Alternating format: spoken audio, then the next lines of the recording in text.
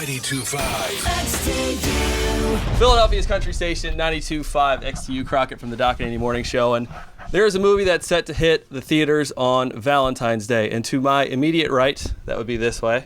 Well, does it reverse, Bob? Reverse when we film? It's a stage right. It's not a mirror? Stage right? Stage right for the official lingo, the whole thing. Yeah, for us. Thomas, this is Thomas Mann correcting me when I'm wrong, and Zoey Deutch laughing at me because I'm a failure at life. If you'll take a look at Zoe's pants, they are very festive. I complimented them in the hallway. I have the same pair. I was actually going to wear them today. That would have been really awkward. That would have been awkward. I'm so glad you didn't. It would have been good. Glad we called and coordinated. Because we're still wearing the same colors. And stuff, which is good. You know, it's birds of a feather. You know.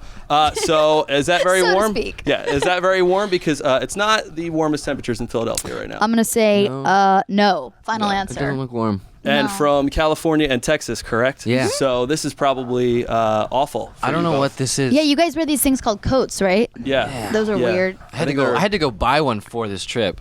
That's it's not particularly warm out, and especially we get in for the morning shows. We usually roll in here at about 4:30 in the morning when it's like 6 and windy.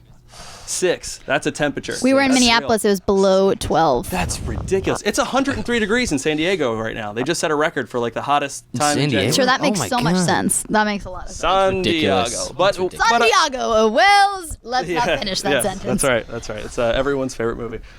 Speaking of favorite movies, Beautiful Creatures. Now, give us a little bit of background on both of your characters because this movie is very intense.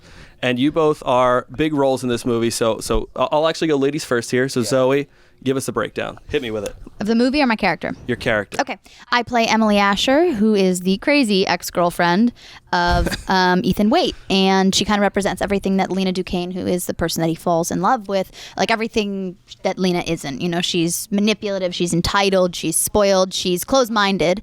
And she kind of gives insight to the viewers of why Ethan really hates his past and wants to get out of this town. Understood. And Thomas, let her rip. I play Link, who is Ethan's best friend, and they've been friends since they were little tykes. And they've grown up together in this small southern town, and they both have the same mentality.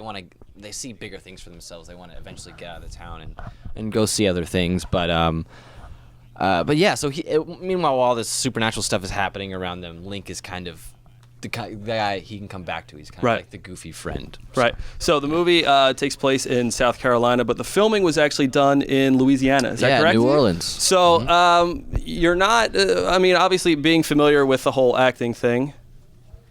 That was my chance to get in your company. Yeah. What is it like to not be filming on what would be like a big Hollywood set or a big set somewhere? Because really, you really were in a small town filming this whole thing, correct? Yeah. Half the time we were in a small town called St. Francisville. We went back and forth between New Orleans and this little place called St. Francisville, where there were no sidewalks. There was only a highway and then just grass on each side. Well, no, we were there because we were shooting. They were shooting stuff on the plantation lands because they had old plantations. Okay. So it's just all land. But then there was one highway stop of a Best Western, and then across the highway, you had to cross the highway to go get to the Sonic or the gas station. There was Sonic, McDonald's, and a gas station across the highway from the Best Western. And we didn't have a car, so we had to walk across a highway where there were like it was like the truck route too. It was a truck route. This sounds like you're talking to your grandparents where they're like, I had to walk uphill to school both ways, 100 degrees, 8 feet of snow. But it was fun. It had to be fun because you figure, I'd imagine with not a whole lot to do